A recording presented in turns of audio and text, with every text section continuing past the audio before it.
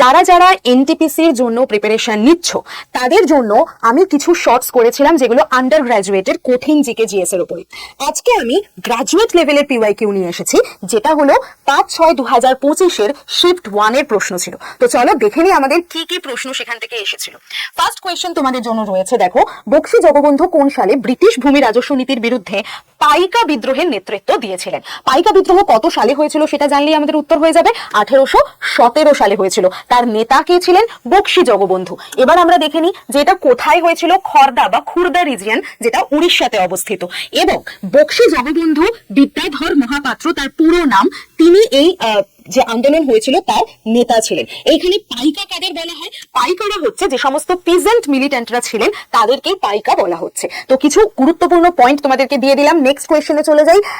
বলেছে শ্রম ব্যুরো দ্বারা পরিচালিত ষষ্ঠ যে বার্ষিক কর্মসংস্থান বেকারত্বের উপরে একটা সমীক্ষা হয়েছিল, সেই সমীক্ষায় ভারতের সামগ্রিক বেকারত্বের হার কত ছিল? তো সেখানে আমাদের সঠিক উত্তর কি হয়ে যাবে?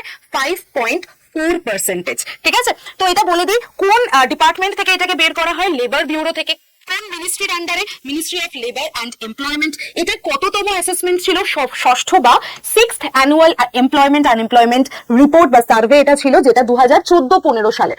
ঠিক আছে, এবং এখানে বোথ রুরাল এবং আরবান, গ্রামীণ ও শহরে দুটো হাউস হোল্ডকে এখানে লক্ষ্য রেখে এই সার্ভেটাকে করা হয়েছিল, যাতে কি ভারতের যে সমস্ত বেকারত্ব রয়েছে, ভারতে কর্মসংস্থান এই বা কর্মশক্তির যে ইনফ্রাস্ট্রাকচার সেটাকে যাতে স্ট্রং করা যায়, তার জন্য এই সার্ভে করা হয়েছিল। তো এবার তোমাদেরকে বলে দিই যে যারা যারা এনটিপিসি গ্র্যাজুয়েট বা আন্ডার গ্র্যাজুয়েট লেভেলের জন্য প্রিপারেশন নিচ্ছ, এই টাইপের প্রশ্নকে ফেস করতে হলে তোমাকে যেটা করতে হবে, একটা সঠিক জায়গা থেকে নিজেকে গড়ে তুলতে হবে, প্রস্তুতি নিতে হবে। তাই এদিক ওদিক না গিয়ে এমন একটা জায়গা থেকে পড়ো যেখানে তোমার বেসটা স্ট্রং হবে। তাই জন্যই আনা হয়েছে বন্দে ভারত ব্যাচ। এই ব্যাচের ক্লাস শুরু হচ্ছে 30শে নভেম্বর থেকে। তাই কেউ দেরি করো না, আমি এখানে সমস্ত ডিটেল দিয়ে দিয়েছি। 2309 টাকা Y1012 কোডটা অ্যাপ্লাই করলে ম্যাক্সিমাম ডিসকাউন্টে তুমি ব্যাচটা পেয়ে যাচ্ছ। এবং এই ব্যাচের জন্য তুমি যে নাম্বারে কন্ট্যাক্ট করতে পারো সেটাও এখানে দিয়ে দেওয়া আছে। তাই অবশ্যই যারা বন্দে ভারত ব্যাচ থেকে নিজেদেরকে স্ট্রংলি তৈরি করতে চাইছো এই এক্সামের জন্য, অবশ্যই ব্যাচে এনরোল করে যাও। ব্যাচে তোমরা আরো অনেক কিছু ফিচার পেয়ে যাবে, যেরকম অনেকগুলো ফ্রি ক্লাসও তোমরা পেয়ে যাচ্ছ। যেরকম দেখো, স্টেশন মাস্টার বা এএলপির জন্য সাইকোমেট্রিক টেস্ট তোমাদের ফ্রিতে দেওয়া হচ্ছে। এছাড়া পিওয়াইকিউ আর প্র্যাকটিস সেটের দুটো প্রিন্টেড কপি বই তোমার বাড়িতে কমপ্লিটলি ফ্রিতে চলে যাবে। টাইপিং প্র্যাকটিস কোর্স তোমার কাছে ফ্রিতে থাকবে। প্রচুর এমসিকিউ তোমাদেরকে দিয়ে দেওয়া হবে প্র্যাকটিস করার জন্য। তাই আর দেরি করো না।